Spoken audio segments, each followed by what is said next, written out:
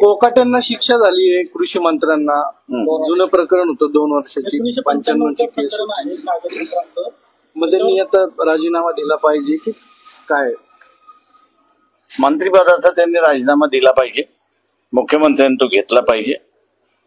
कोर्टाने निर्णय दिल्यानंतर अपिलामध्ये सुटतील न सुटतील हे सांगता येत नाही.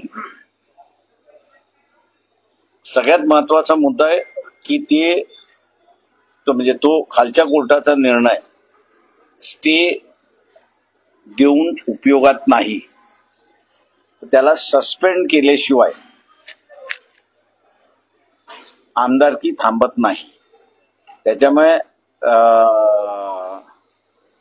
कागदपत्रावरनं तरी असताना एक स्पष्ट दिसते की त्यांनी माहिती जी आहे ती योग्य पुरवली नाही.